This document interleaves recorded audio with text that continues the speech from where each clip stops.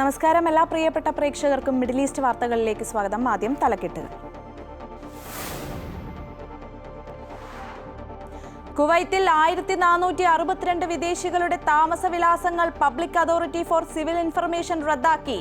30 ദിവസത്തിനകം പുതിയ വിലാസം രജിസ്റ്റർ ചെയ്യാത്തവർക്ക് 100 ദിനാർ വരെ പിഴ.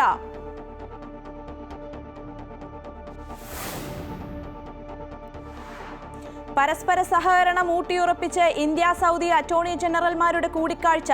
ചർച്ച ജുഡീഷ്യൽ സഹകരണം ശക്തമാക്കാൻ. കൂടിക്കാഴ്ച നടന്നത് റിയാദിൽ പബ്ലിക് പ്രോസിക്യൂഷൻ ആസ്ഥാനത്ത്.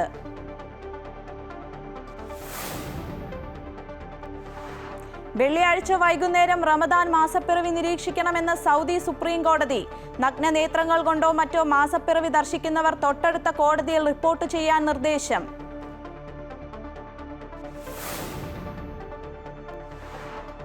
എല്ലാ ഇന്ത്യക്കാർക്കും പുതിയ പെൻഷൻ പദ്ധതിയുമായി കേന്ദ്ര സർക്കാർ. യൂണിവേഴ്സൽ പെൻഷൻ സ്കീമിൽ അസംഘടിത മേഖലയിലെ തൊഴിലാളികൾ ഉൾപ്പെടെ എല്ലാ പൗരന്മാരെയും ഉൾപ്പെടുത്തും. സാമൂഹ്യ സുരക്ഷ ഉറപ്പുവരുത്തുക ലക്ഷ്യം.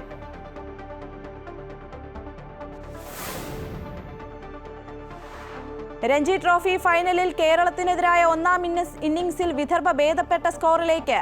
ആദ്യ ദിനം 4-ന് 254 റൺസ് എന്ന നിലയിൽ.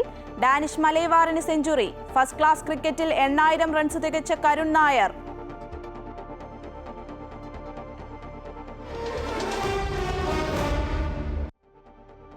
വിശദമായ വാർത്തകൾ നോക്കാം. കുവൈത്തിൽ 1462 വിദേശികളുടെ താമസവിലാസങ്ങൾ റദ്ദാക്കിയതായി public authority for civil information. Property ഉടമയുടെ സമ്മതത്തോടെയോ അല്ലെങ്കിൽ പ്രോപ്പർട്ടി പൊളിക്കുന്നത് കാരണമോ ആണ് റെസിഡൻഷ്യൽ വിലാസങ്ങൾ ഇല്ലാതാകുന്നതെന്ന് അതോറിറ്റി അറിയിച്ചു. വിലാസങ്ങൾ റദ്ദാക്കുന്ന പ്രക്രിയ ഇനിയും തുടരുമെന്ന് അധികൃതർ വ്യക്തമാക്കി.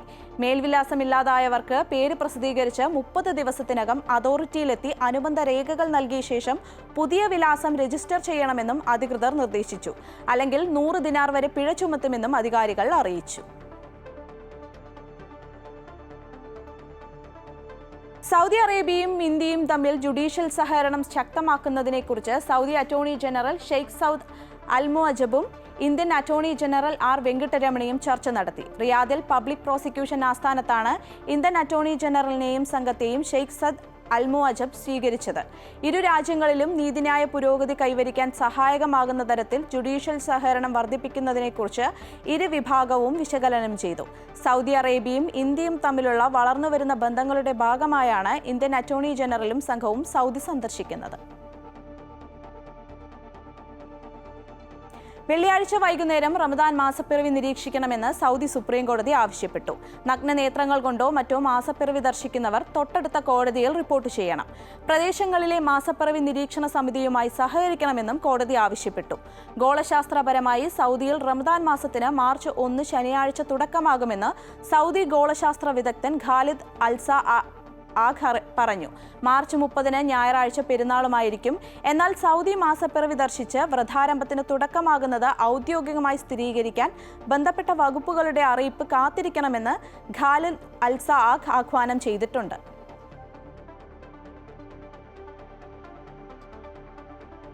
അന്തർദേശീയ പരിസ്ഥിതി ഫോട്ടോഗ്രാഫി മത്സരത്തിൽ കുവൈത്തി ഫോട്ടോഗ്രാഫർ മുഹമ്മദ് മുറാദിന് 3ാം സ്ഥാനം. ലോകമെമ്പാടുമുള്ള 50 രാജ്യങ്ങളിൽ നിന്നും 14 വ്യത്യസ്ത വിഭാഗങ്ങളിലായാണ് മത്സരം സംഘടിപ്പിച്ചത്. സ്വേർഡ് ഇൻ ദി ചെസ്റ്റ് എന്ന പേരിൽ 2 കടൽ പക്ഷികൾ അന്തരീക്ഷത്തിൽ പോരടിക്കുന്ന ചിത്രമാണ് സമ്മാനത്തിന് അർഹമായത്. കുവൈത്തിലെ കുബ്ബർ ദ്വീപിൽ നിന്നാണ് ചിത്രം പകർത്തിയത്. മെയ് മാസം മുതൽ ഓഗസ്റ്റ് വരെയുള്ള കാലയളവിൽ കുബ്ബർ ദ്വീപിൽ കൂടുണ്ടാക്കി ഇണചേരുന്ന ടേൺ എന്ന കടൽ പക്ഷികളാണ് ചിത്രത്തിന് പ്രമേയമാക്കിയത്. കുവൈത്തിൽ നിന്നും യൂറോപ്യൻ, ആഫ്രിക്കൻ രാജ്യങ്ങളിൽ നിന്നും നിരവധി പരിസ്ഥിതി വൈൽഡ് ലൈഫ് ചിത്രങ്ങൾ പകർത്തിയ മുറാദ് വന്യജീവി ഫോട്ടോഗ്രാഫി മത്സരങ്ങളിൽ നേരത്തെയും നിരവധി അന്താരാഷ്ട്ര പുരസ്കാരങ്ങൾ നേടിയിട്ടുണ്ട്. UAE കാർഷിക മേഖലയുടെ വികസനത്തിനും സുസ്ഥിരത മുൻനിർത്തിയുള്ള മികച്ച പ്രവർത്തനങ്ങളും പരിഗണിച്ച് Sheikh Mansour bin Zayed agricultural excellence award Lulu ഗ്രൂപ്പിന് ലഭിച്ചു. എമിറേറ്റ് പാലസിൽ വെച്ച് നടന്ന ചടങ്ങിൽ UAE കാലാവസ്ഥാ വ്യതിയാന പരിസ്ഥിതി വകുപ്പ് മന്ത്രി ഡോക്ടർ അംന ബിൻത് അബ്ദുള്ള അൽ ദഹക്കിൽ നിന്നും Lulu group executive director Ashraf Ali MA award ഏറ്റുവാങ്ങി. അൽ വദ്ബയിലെ ഷെയ്ഖ് സായിദ് ഫെസ്റ്റിവൽ ലുലുവിന്റെ മികച്ച പ്രദർശനങ്ങളും പരിപാടികളും കൂടി പരിഗണിച്ചാണ് അവാർഡ്. ഷെയ്ഖ് സായിദ് ഫെസ്റ്റിവലിൽ UAE തനത് കാർഷിക ഉൽപ്പന്നങ്ങളുടെ പ്രത്യേകം പ്രദർശനങ്ങളും സ്റ്റാളുകളും ലുലു ഒരുക്കിയിരുന്നു. UAE വ്യത്യസ്തമായ പഴങ്ങൾ, പച്ചക്കറി, പഴം ഉൽപ്പന്നങ്ങൾ കൊണ്ടുള്ള വിഭവങ്ങൾ, സ്പെഷ്യൽ പോൾട്രി സെക്ഷൻ, തേൻ ഉൽപ്പന്നങ്ങളുടെ വിപുലമായ ശേഖരം എന്നിവ ഷെയ്ഖ് സായിദ് ഫെസ്റ്റിവലിൽ ലുലു അവതരിപ്പിച്ചിരുന്നു. വയനാട്ടിലെ മത, സാമൂഹ്യ, സാംസ്കാരിക, വൈജ്ഞാനിക മേഖലയിൽ ശ്രദ്ധേയമായ സാന്നിധ്യമായിരുന്ന MA മുഹമ്മദ് ജമാൽ സാഹിബ് അനുസ്മരണം ദുബായിൽ നടന്നു. സ്മരണീയം 2025 എന്ന പേരിൽ WMO ദുബായ് ചാപ്റ്റർ നടത്തിയ പരിപാടിയിൽ 100 കണക്കിന് ആളുകൾ പങ്കെടുത്തു. ചാപ്റ്റർ ജനറൽ സെക്രട്ടറി മജീദ് മണിയോടൻ സ്വാഗതം പറഞ്ഞു. പ്രസിഡന്റ് KP മുഹമ്മദ് അധ്യക്ഷത വഹിച്ചു. വിദ്യാഭ്യാസത്തിലൂടെ സമൂഹത്തെ നവീകരിക്കാനും സാമൂഹ്യ അവഹേളനം ഇല്ലാതാക്കാനുമാണ് MA മുഹമ്മദ് ജമാൽ പ്രവർത്തിച്ചതെന്ന് പരിപാടി ഉദ്ഘാടനം ചെയ്ത് സംസാരിച്ച ET മുഹമ്മദ് ബഷീർ MP പറഞ്ഞു. സാമൂഹിക, സാംസ്കാരിക രംഗത്ത് പ്രവർത്തിക്കുന്ന എല്ലാവർക്കും മുഹമ്മദ് ജമാൽ മാതൃകയാണെന്നും അദ്ദേഹം അഭിപ്രായപ്പെട്ടു. പ്രമുഖ പണ്ഡിതൻ കായക്കോടി ഇബ്രാഹിം മുസ്ലിയാർ, മുൻ MLA Parakkal Abdulla, regional group MD Shamsudheen bin Muhiyudheen, KC Abu എന്നിവരുൾപ്പെടെ പ്രമുഖർ പരിപാടിയിൽ സംബന്ധിച്ചു. ദുബായ് അന്തർദേശീയ വിമാനത്താവളം, Dubai World Central, Al Maktoum international വിമാനത്താവളം എന്നിവയിൽ ദുബായ് ടാക്സി കമ്പനി നൽകുന്ന സേവനം തുടരുന്നതിനുള്ള 5 വർഷത്തെ പങ്കാളിത്ത കരാറിൽ ദുബായ് ടാക്സി കമ്പനിയും ദുബായ് എയർപോർട്ടുകളും ഒപ്പുവച്ചു. Dubai taxi company CEO Mansoor al ഫാലിസിയും ദുബായ് എയർപോർട്ട് CEO പോൾ ഗ്രിഫിത്സും മുതിർന്ന ഉദ്യോഗസ്ഥരുടെ സാന്നിധ്യത്തിലാണ് ഇത് സംബന്ധിച്ച ധാരണാപത്രത്തിൽ ഒപ്പുവച്ചത്. വിമാനത്താവളങ്ങളിൽ വന്നിറങ്ങുന്ന യാത്രക്കാർക്ക് DTC അല്ലാതെ മറ്റൊരു കമ്പനിയുടെയും ടാക്സി സേവനം ഉപയോഗിക്കാൻ സാധിക്കില്ല. എന്നാൽ വിമാനത്താവളങ്ങളിലേക്ക് വരുന്ന യാത്രക്കാർക്ക് മറ്റ് നിയമാനുസൃത കമ്പനികളുടെ ടാക്സികൾ ഉപയോഗിക്കാം. 2024-ൽ 2 വിമാനത്താവളങ്ങളിലുമായി 93 ദശലക്ഷം അതിഥികൾക്ക് DTC സേവനം നൽകി. വിമാനത്താവളങ്ങളിൽ നിന്നുള്ള ടാക്സി, ലിമോസിൻ യാത്രകൾ 2029 ആകുമ്പോഴേക്കും പ്രതിവർഷം 8 ദശലക്ഷത്തിലധികമാകുമെന്നാണ് പ്രതീക്ഷിക്കുന്നത്. ഷാർജ കിരീടാവകാശിയും ഉപഭരണാധികാരിയുമായ Sheikh Sultan bin Muhammad bin Sultan al Qasimi Sharjah അന്താരാഷ്ട്ര വിമാനത്താവളത്തിന്റെ വിപുലീകരണ പദ്ധതി അവലോകനം ചെയ്തു. പ്രതിവർഷം 20 ദശലക്ഷം യാത്രക്കാരെ ഉൾക്കൊള്ളാനാവുന്ന രീതിയിൽ വിമാനത്താവളത്തിന്റെ ശേഷി വർദ്ധിപ്പിക്കുക എന്നതാണ് പദ്ധതിയുടെ ലക്ഷ്യം. പൊതുസേവന കെട്ടിടം, പുതിയ വിമാന പാർക്കിംഗ് ഇടങ്ങൾ, റോഡ് നെറ്റ്വർക്ക്, വാഹന പാർക്കിംഗ് ഏരിയകൾ എന്നിവയുൾപ്പെടെ പൂർത്തിയായ പദ്ധതികൾ അദ്ദേഹം വിലയിരുത്തി. 2027-ൽ പൂർത്തിയാകുമെന്ന് പ്രതീക്ഷിക്കുന്ന 2.4 ബില്യൺ ദിർഹത്തിന്റെ വിപുലമായ വികസന സംരംഭത്തിന്റെ ഭാഗമാണ് ഈ വിപുലീകരണം. വികസിത രാജ്യങ്ങളുടെ മാതൃകയിൽ രാജ്യത്ത് പുതിയ പെൻഷൻ പദ്ധതി നടപ്പാക്കാൻ തയ്യാറെടുത്ത് കേന്ദ്ര സർക്കാർ. അസംഘടിത മേഖലയിൽ തൊഴിലെടുക്കുന്നവർ ഉൾപ്പെടെ എല്ലാ പൗരന്മാർക്കുമായാണ് പുതിയ പദ്ധതി വരുന്നത്. യൂണിവേഴ്സൽ പെൻഷൻ സ്കീം എന്ന പേരിലായിരിക്കും പദ്ധതി നിലവിൽ വരിക. സാമൂഹ്യ സുരക്ഷ ഉറപ്പുവരുത്തുക എന്ന ലക്ഷ്യത്തോടെയാണ് കേന്ദ്ര സർക്കാർ പുതിയ പെൻഷൻ പദ്ധതി നടപ്പാക്കാൻ തയ്യാറെടുക്കുന്നത്. നിർമ്മാണ തൊഴിലാളികൾ, വീട്ടുജോലിക്കാർ തുടങ്ങി അസംഘടിത മേഖലയിൽ ജോലി ചെയ്യുന്നവർ ഇപ്പോൾ നിലവിലുള്ള പെൻഷൻ പദ്ധതികളുടെ ഭാഗമല്ല. ഈ സാഹചര്യത്തിലാണ് എല്ലാവർക്കും പെൻഷൻ എന്ന ആശയത്തിലൂന്നി യൂണിവേഴ്സൽ പെൻഷൻ സ്കീം നടപ്പാക്കുക. അമേരിക്ക, ചൈന, റഷ്യ, കാനഡ തുടങ്ങിയ രാജ്യങ്ങളിൽ ഇത്തരം പദ്ധതികളുണ്ട്. ഇതിന് സമാനമായിരിക്കും ഇന്ത്യയുടെ പദ്ധതിയും. എല്ലാ ഇന്ത്യൻ പൗരന്മാർക്കും സ്വമേധയാ പദ്ധതിയുടെ ഭാഗമാകാം. രാജ്യത്തെ എല്ലാ പൗരന്മാർക്കും വാർദ്ധക്യത്തിൽ സാമ്പത്തിക സുരക്ഷ എന്നതാണ് പദ്ധതിയുടെ ലക്ഷ്യം. സ്വയം തൊഴിൽ ചെയ്യുന്നവർക്കും അസംഘടിത മേഖലകളിൽ ജോലി ചെയ്യുന്നവർക്കും മാത്രമല്ല, ശമ്പളക്കാർക്കും പദ്ധതിയിൽ ചേരാം. നിലവിലുള്ള പെൻഷൻ പദ്ധതികൾ സംയോജിപ്പിച്ചായിരിക്കും പുതിയ പദ്ധതികൾ നടപ്പാക്കുക. EPFOയുടെ കീഴിൽ തന്നെ പുതിയ പദ്ധതി ആരംഭിക്കാനാണ് കേന്ദ്ര സർക്കാരിന്റെ ശ്രമം. സംസ്ഥാന സർക്കാർ നടപ്പാക്കുന്ന പെൻഷൻ പദ്ധതികൾ ഇതിൽ ഉൾപ്പെടുത്താനുള്ള ശ്രമങ്ങളും ഉണ്ടാകും. ഇതോടെ പെൻഷൻ വിതരണം കാര്യക്ഷമമാകുമെന്നും കൂടുതൽ തുക ഗുണഭോക്താക്കൾക്ക് ലഭിക്കുമെന്നുമാണ് കേന്ദ്ര സർക്കാരിന്റെ വിലയിരുത്തൽ. ഇത് സംബന്ധിച്ച് ചട്ടക്കൂട് ഉണ്ടാക്കിയ ശേഷം കേന്ദ്ര തൊഴിൽ മന്ത്രാലയം പൊതുജനാഭിപ്രായം തേടും. ഐക്യരാഷ്ട്രസഭയുടെ കണക്കുപ്രകാരം 2036 ആകുമ്പോഴേക്കും ഇന്ത്യയിലെ 60 വയസ്സിന് മുകളിലുള്ള മുതിർന്ന പൗരന്മാരുടെ എണ്ണം 227 ദശലക്ഷത്തിലെത്തും. 2050-ൽ ഇത് മൊത്തം ജനസംഖ്യയുടെ 20% ഈ സാഹചര്യത്തിൽ പുതിയ പെൻഷൻ പദ്ധതി സാമൂഹ്യ സുരക്ഷ ഉറപ്പുവരുത്തുന്നതിൽ ഒരു വലിയ ചുവടുവയ്പായി മാറും. News desk, Amrita news. Criminal കേസുകളിൽ ശിക്ഷിക്കപ്പെട്ടാൽ രാഷ്ട്രീയക്കാരെ തെരഞ്ഞെടുപ്പിൽ മത്സരിക്കുന്നതിൽ നിന്ന് സ്ഥിരമായി വിലക്കണമെന്ന ഹർജിക്കെതിരെ കേന്ദ്ര സർക്കാർ സുപ്രീം കോടതിയിൽ എതിർ സത്യവാങ്മൂലം സമർപ്പിച്ചു. നിയമനിർമ്മാണ സഭകളുടെ പരിധിയിൽ വരുന്ന വിഷയമാണെന്നും കോടതിയുടെ പരിധിയിൽ വിഷയം വരില്ലെന്നും കേന്ദ്രം വ്യക്തമാക്കുന്നു. ക്രിമിനൽ കേസുകളിൽ ശിക്ഷിക്കപ്പെടുന്നവർക്ക് ആജീവനാന്ത വിലക്ക് കടുത്ത നടപടിയാണെന്നും നിലവിലെ 6 വർഷത്തെ വിലക്ക് മതിയാകുമെന്നും കേന്ദ്രം വാദിക്കുന്നു. 1951 ജനപ്രാതിനിധ്യ നിയമത്തിലെ ഇത് സംബന്ധിച്ചുള്ള ചട്ടങ്ങൾ ചോദ്യം ചെയ്താണ് ഹർജി എത്തിയത്. ഹർജിയിൽ നേരത്തെ കേന്ദ്രത്തിന് കോടതി നോട്ടീസ് അയച്ചിരുന്നു.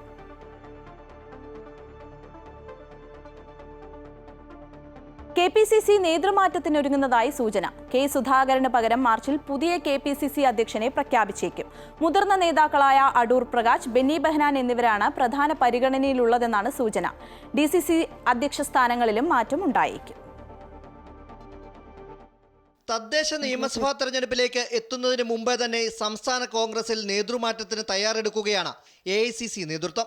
മാർച്ചിൽ KPCC അധ്യക്ഷൻ കെ സുധാകരന് പകരം പുതിയ അധ്യക്ഷനെ പ്രഖ്യാപിച്ചേക്കും. കോൺഗ്രസിലെ മുതിർന്ന നേതാക്കളായ ബെന്നി ബെഹനാൻ, അടൂർ പ്രകാശ്, റോജി എം ജോൺ എന്നിവരുടെ പേരുകളാണ് സജീവ പരിഗണനയിലുള്ളത്. KPCC അധ്യക്ഷ സ്ഥാനത്ത് മാറ്റം വേണമെന്ന് കോൺഗ്രസ് നേതൃത്വത്തിനുള്ളിൽ തന്നെ ചർച്ച ആരംഭിച്ചിട്ട് 1 വർഷം പിന്നിടുന്നു. ലോക്സഭാ തെരഞ്ഞെടുപ്പും നിയമസഭാ ഉപതെരഞ്ഞെടുപ്പും കണക്കിലെടുത്താണ് നേതൃമാറ്റം നീണ്ടുപോയത്. അടുത്ത നിയമസഭാ തെരഞ്ഞെടുപ്പിന് മുമ്പേ നേതൃമാറ്റം സാധ്യമാക്കാനാണ് AICCയുടെ നീക്കം. മതസാമുദായിക സന്തുലനം പാലിച്ചായിരിക്കും നിയമനം. ഇതോടൊപ്പം DCC അധ്യക്ഷന്മാർക്കും സ്ഥാനമാറ്റം ഉണ്ടായേക്കുമെന്നാണ് സൂചന. സംസ്ഥാനത്തെ DCC അധ്യക്ഷന്മാരുടെ പ്രകടനം വിലയിരുത്തിയ കോൺഗ്രസ് തെരഞ്ഞെടുപ്പ് വിദഗ്ധൻ സുനിൽ കനഗോലുവിന്റെ വിലയിരുത്തലിന്റെ അടിസ്ഥാനത്തിലാണ് മാറ്റം. വയനാട് ഉൾപ്പെടെ 10 DCC അധ്യക്ഷന്മാർക്ക് മാറ്റമുണ്ടായേക്കുമെന്നാണ് സൂചന. അമൃത ന്യൂസ്, തിരുവനന്തപുരം. നേതൃമാറ്റ വാർത്തകളിൽ പ്രതികരിച്ച് KPCC അധ്യക്ഷൻ കെ സുധാകരൻ. പ്രസിഡന്റ് സ്ഥാനത്ത് നിന്ന് മാറ്റിയാൽ തീരുമാനം അംഗീകരിക്കും. ഹൈക്കമാൻഡാണ് തീരുമാനമെടുക്കേണ്ടത്. AICCക്ക് മാറ്റണമെന്നാണെങ്കിൽ അംഗീകരിക്കാൻ തയ്യാറാണ്. പ്രസിഡന്റ് സ്ഥാനം മാറണമെന്ന് തന്നോടാരും പറഞ്ഞില്ലെന്നും കെ സുധാകരൻ പറഞ്ഞു. കനഗോലുവിന്റെ റിപ്പോർട്ടിനെ കുറിച്ച് അദ്ദേഹത്തിനോട് തന്നെ ചോദിക്കണമെന്നും അദ്ദേഹം കൂട്ടിച്ചേർത്തു.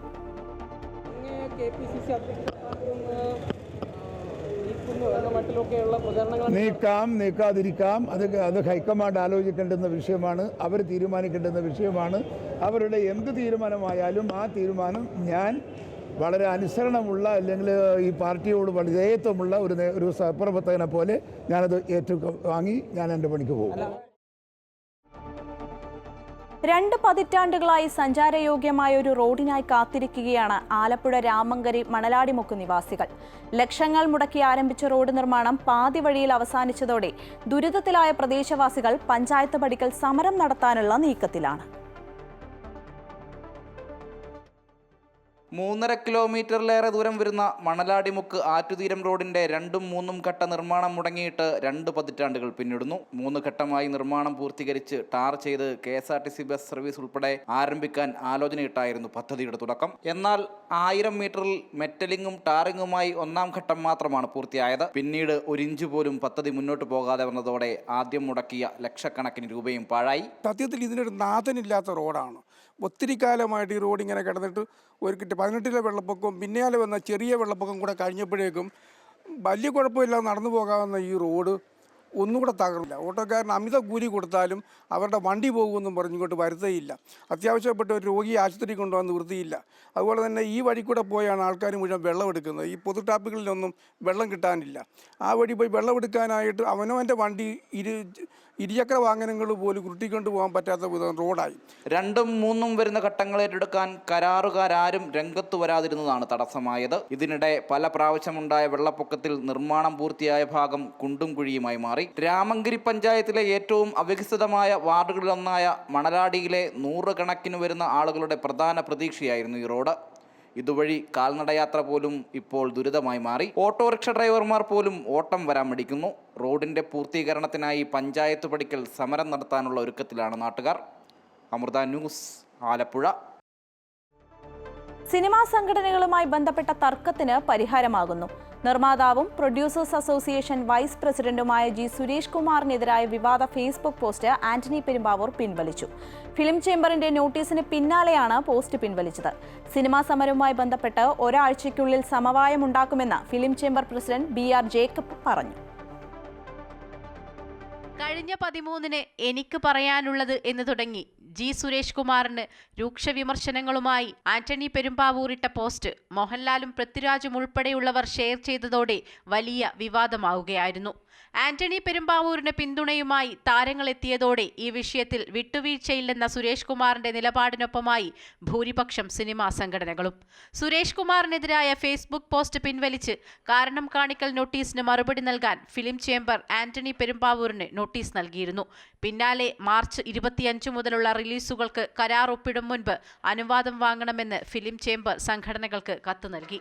മോഹൻലാലിന്റെ എമ്പുരാന് തിരിച്ചടിയാകുന്ന നീക്കങ്ങൾക്ക് സംഘടനകൾ തുടക്കമിട്ടതോടെ തർക്കങ്ങൾ പുതിയ തലത്തിലേക്ക് നീങ്ങിയിരുന്നു. ഇതോടെയാണ് ചർച്ചകൾക്കൊടുവിൽ ആന്റണി പെരുമ്പാവൂർ പോസ്റ്റ് പിൻവലിക്കാൻ തീരുമാനിച്ചത്. ജി സുരേഷ് കുമാർ എമ്പുരാന്റെ ബജറ്റ് സംബന്ധിച്ച് നടത്തിയ പ്രസ്താവനയാണ് ആന്റണി പെരുമ്പാവൂരിനെ പ്രകോപിപ്പിച്ചത്. സിനിമാ സമരം ഒരാഴ്ചയ്ക്കുള്ളിൽ പരിഹരിക്കുമെന്നും ആന്റണി പെരുമ്പാവൂരുമായി സംസാരിച്ചിട്ടുണ്ടെന്നും film chamber president BR Jacob പറഞ്ഞു. സിനിമാ സമരവുമായി സഹകരിക്കില്ലെന്ന് കഴിഞ്ഞ ദിവസം താരങ്ങളുടെ സംഘടനയായ അമ്മയും യോഗം കൂടി തീരുമാനിച്ചിരുന്നു. സിനിമകളുടെ റിലീസ് തടസ്സപ്പെടുത്തിയുള്ള പണിമുടക്കിന് കൂട്ടുനിൽക്കില്ലെന്നാണ് ഫിലിം പ്രൊഡ്യൂസേഴ്സ് അസോസിയേഷന്റെ നിലവിലെ നിലപാട്. അമൃത ന്യൂസ്, കൊച്ചി.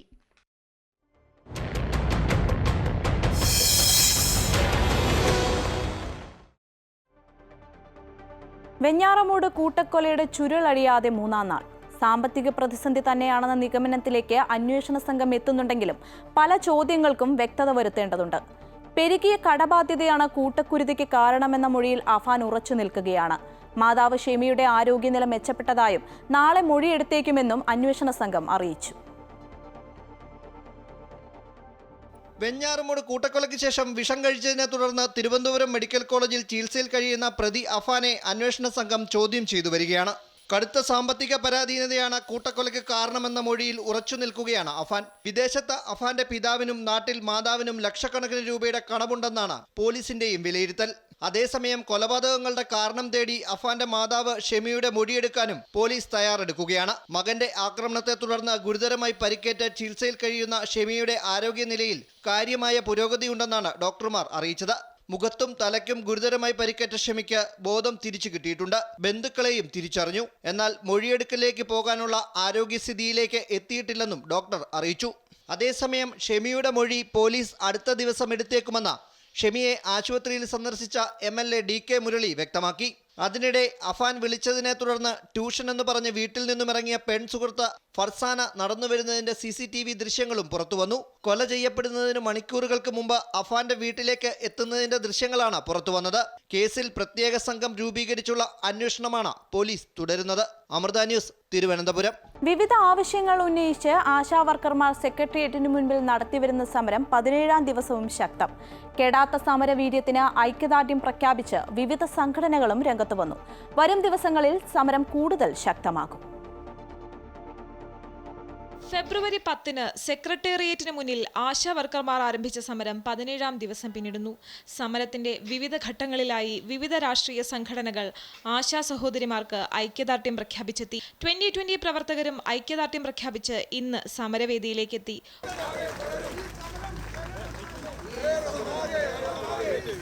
RSP നേതാവ് ഷിബു ബേബി ജോണും സമരവേദിയിലെത്തി. ന്യായമായ സമരത്തെ സർക്കാർ അംഗീകരിക്കാൻ തയ്യാറാകണമെന്ന് അദ്ദേഹം പറഞ്ഞു. ഒരു ന്യായമായ ആവശ്യവുമായി ബന്ധപ്പെട്ട് പ്രത്യേകിച്ച് സ്ത്രീകൾ പണിമുടക്കി അതിന്റെ മുൻപന്തിയിൽ വരുമ്പോൾ അത് പരിഹരിക്കുക എന്നുള്ളൊരു സാമാന്യ മര്യാദ നമ്മുടെ ഭാഗത്തുനിന്ന് ഉണ്ടാകണം. സമരം ചെയ്യുന്നത് ഈർക്കിൽ സംഘടന എന്ന CPM കേന്ദ്ര കമ്മിറ്റി അംഗം എളമരം കരീമിന്റെ പ്രസ്താവനയെ ആശാ വർക്കർമാർ രൂക്ഷമായി വിമർശിച്ചു. ഈർക്കിൽ പാർട്ടി നടത്തുന്നോ വലിയ പാർട്ടി നടത്തുന്നോ എന്നുള്ളതല്ല വിഷയം ന്യായമായ ഡിമാൻഡാണ് എന്നുള്ളത് കൊണ്ട് തന്നെ ആശാ വർക്കർമാർ ഈ സമരം വിജയിച്ചിട്ട് മാത്രമേ ഈ ഇതിൽ നിന്ന് പിൻവാങ്ങുകയുള്ളൂ എന്നുള്ളതാണ് അഭിപ്രായം. ജോലിയിൽ തിരികെ പ്രവേശിച്ചില്ലെങ്കിൽ പകരം സംവിധാനം ഏർപ്പെടുത്തുമെന്ന സർക്കാർ നിലപാടിനെ തള്ളിക്കളയുകയാണിവർ. ഇത്ര വലിയ പങ്കാളിത്തം സമരത്തിൽ പണി മുടക്കിക്കൊണ്ട് സമരത്തിൽ ഇത്ര ആശമാരുടെ പങ്കാളിത്തം കണ്ടതുകൊണ്ടുണ്ടായ ഒരു വിഭ്രമം കൊണ്ടാണ് ഇതിപ്പോൾ പറഞ്ഞുകൊണ്ടിരിക്കുന്നതെന്നാണ് ഞാൻ മനസ്സിലാക്കുന്നത്. കാരണം ആദ്യം പറഞ്ഞത് എന്താണ്, ആരും പണിമുടക്കൊന്നുമില്ല, വളരെ സ്മൂത്തായിട്ട് പോയിക്കൊണ്ടിരിക്കുകയാണെന്നാണ് പറഞ്ഞത്. അതിൽ നിന്നും വ്യത്യസ്തമായി യഥാർത്ഥ്യം വേറൊന്നാണെന്ന് മനസ്സിലാക്കിയിട്ട് ഇപ്പോൾ അവരെ പിന്തിരിപ്പിക്കാൻ വേണ്ടി, കാരണം പാവപ്പെട്ട ആളുകളാണ് എന്നുള്ള ധാരണയിൽ ഇങ്ങനെയുള്ള ഭീഷണിയൊക്കെ മുഴക്കിയാൽ ഇവരൊക്കെ തിരിഞ്ഞു പൊയ്ക്കോളും എന്നുള്ള ധാരണയിലാണ് ഇത് ചെയ്തിരിക്കുന്നത്. പക്ഷേ അത് തെറ്റായ ധാരണയാണ്. ഈ ആളുകൾ, ഈ ആശമാർ എന്ന് പറയുന്നത് വളരെ അടിസ്ഥാന ജോലികൾ ചെയ്യുന്ന അഭിമാനികളായ നിശ്ചയദാർഢ്യമുള്ള ബോധമുള്ള രാഷ്ട്രീയ പ്രബുദ്ധതയുള്ള ആളുകളാണ് ഇവിടെ വന്നിരിക്കുന്നത്. അവർക്കറിയാം സമരം ചെയ്താലേ നേടുകയുള്ളൂ എന്നുള്ളത്. ആവശ്യങ്ങൾ അംഗീകരിക്കും വരെ സമര പരിപാടികളുമായി മുന്നോട്ടു പോകാനാണ് കേരള ആശാ വർക്കേഴ്സ് അസോസിയേഷന്റെ തീരുമാനം. അമൃത ന്യൂസ്, തിരുവനന്തപുരം. ആശാ വർക്കർമാരുടെ സമരത്തിനെതിരെ വീണ്ടും നടപടിയുമായി പോലീസ്. മഹാസംഗമത്തിൽ പങ്കെടുത്ത 14 പേർക്ക് കൂടി പോലീസ് നോട്ടീസ് അയച്ചു. ആശാ വർക്കർമാർക്ക് പുറമെ ഉദ്ഘാടനത്തിൽ പങ്കെടുത്ത ജോസഫ് സി മാത്യു, KG താര എന്നിവർക്കെതിരെയും നോട്ടീസ് അയച്ചു. 48 മണിക്കൂറിനുള്ളിൽ ഹാജരാകണമെന്നാവശ്യപ്പെട്ട് കണ്ടോൺമെന്റ് പോലീസാണ് നോട്ടീസ് അയച്ചത്.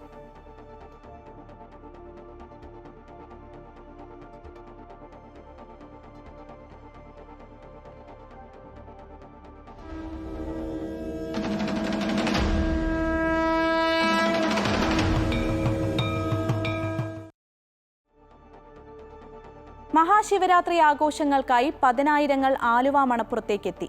പുഴയോരത്തൊരുക്കിയ 100-ൽ പരം ബലിത്തറകളിൽ 300-ഓളം പുരോഹിതന്മാർ പിതൃകർമ്മങ്ങൾക്ക് കാർമ്മികത്വം വഹിക്കും. മഹാദേവ ക്ഷേത്രത്തിൽ രാവിലെ 6-ന് ലക്ഷാർച്ചനയോടെ ആരംഭിച്ച ചടങ്ങുകൾ രാത്രി 12-ന് ശിവരാത്രി വിളക്കും എഴുന്നള്ളിപ്പും കഴിഞ്ഞാണ് അവസാനിക്കുക.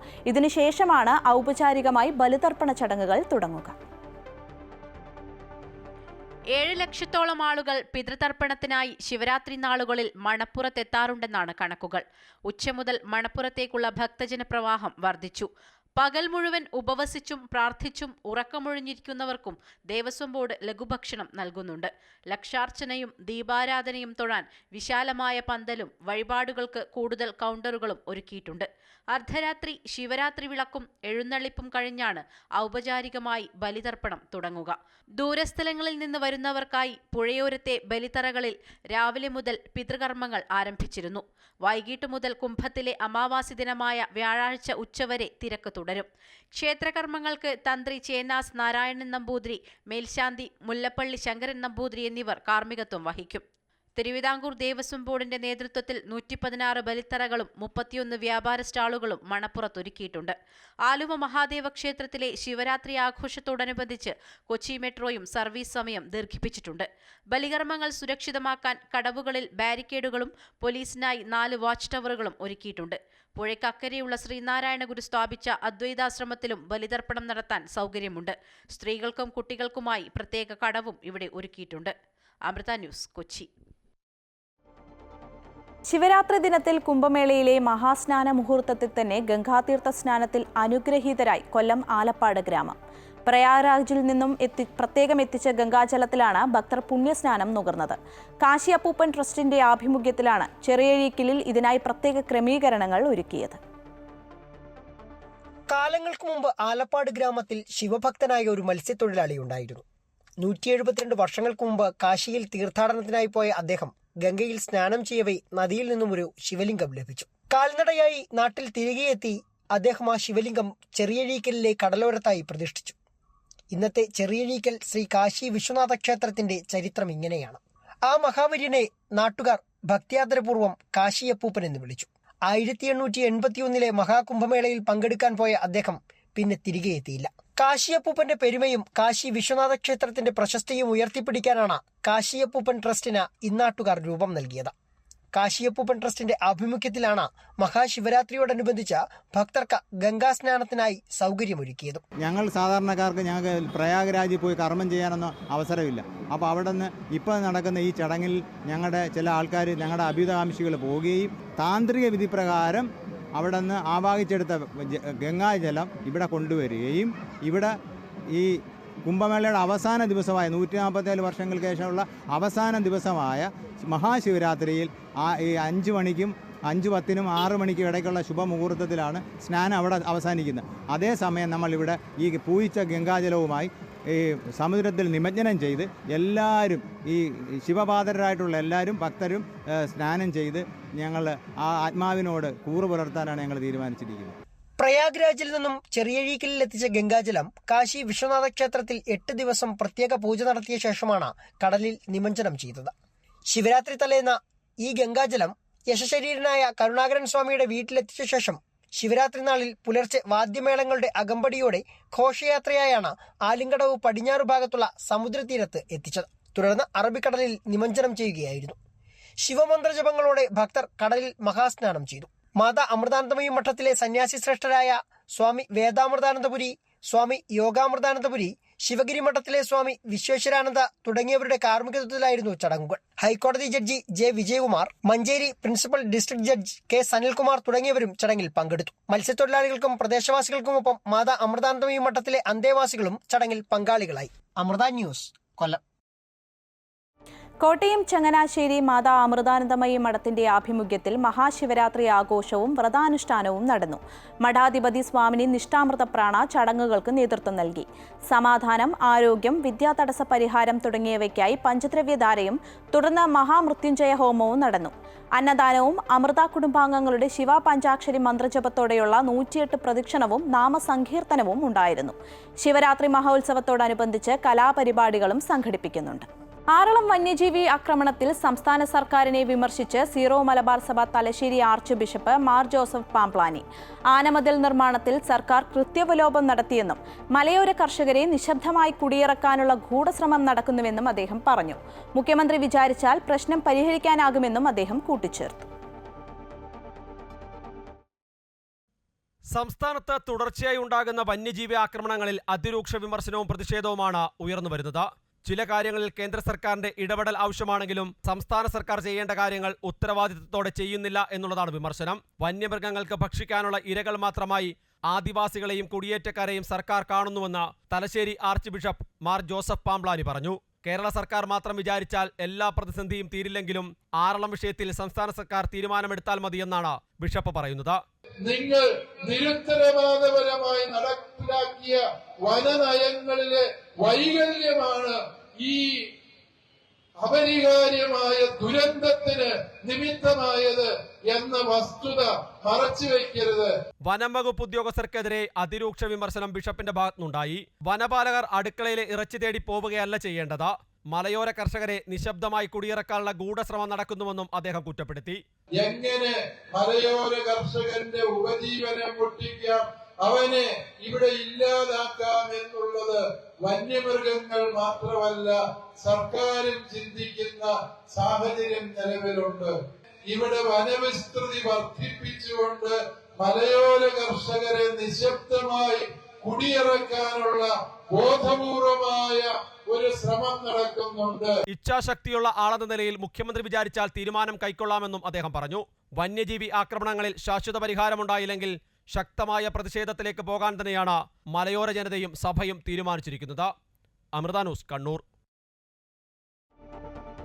തമിഴ്നാട്ടിൽ ഹിന്ദി അടിച്ചേൽപ്പിക്കുന്നതിനെ ചൊല്ലിയുള്ള തർക്കത്തിൽ പ്രധാനമന്ത്രി നരേന്ദ്രമോദിയെയും മുഖ്യമന്ത്രി എം.കെ. സ്റ്റാലിനെയും പരിഹസിച്ച് തമിഴക വെற்றிക്കഴകം നേതാവും നടനുമായ വിജയ് ദേശീയ വിദ്യാഭ്യാസ നയവുമായി ബന്ധപ്പെട്ട് കേന്ദ്ര സംസ്ഥാന സർക്കാരുകൾ തമ്മിൽ ഏറ്റുമുട്ടുന്നുവെന്ന് ജനങ്ങളെ തെറ്റിദ്ധരിപ്പിക്കുകയാണെന്ന് വിജയ് ആരോപിച്ചു. തമിഴക വെற்றிക്കഴകത്തിന്റെ വാർഷികാഘോഷത്തിൽ സംസാരിക്കുകയായിരുന്നു വിജയ്.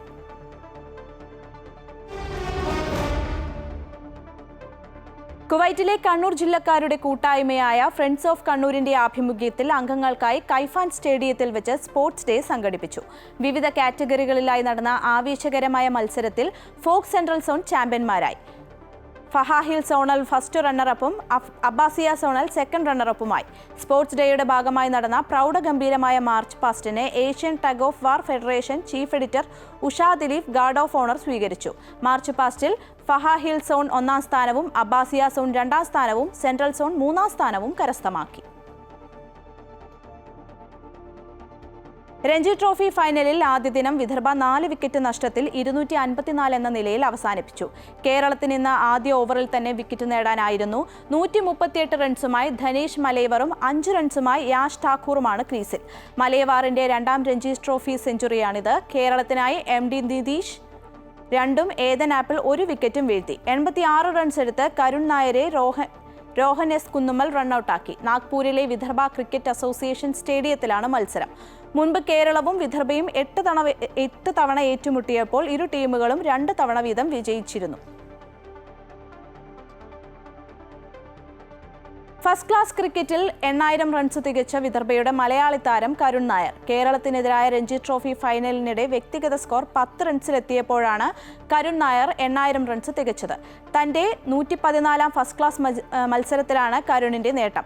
കഴിഞ്ഞ മാസം നടന്ന വിജയ് ഹസാരെ ട്രോഫിയിൽ 7 ഇന്നിംഗ്സുകളിൽ നിന്നായി 5 സെഞ്ചുറി അടക്കം 752 റൺസ് നേടിയിരുന്നു. 2016 ഡിസംബറിൽ ഇന്ത്യൻ ടീമിൽ കളിച്ച കരുൺ നായർ ഇംഗ്ലണ്ടിനെതിരെ ട്രിപ്പിൾ സെഞ്ചുറി നേടിയിരുന്നു.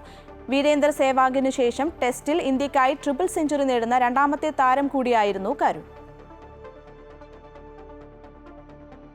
ഇതോടെ മിഡിൽ ഈസ്റ്റ് വാർത്തകൾ പൂർണ്ണമാകുന്നു. കൂടുതൽ വാർത്തകൾക്കും വീഡിയോകൾക്കുമായി അമൃത ന്യൂസ് യൂട്യൂബ് ചാനൽ സന്ദർശിക്കുക. നമസ്കാരം.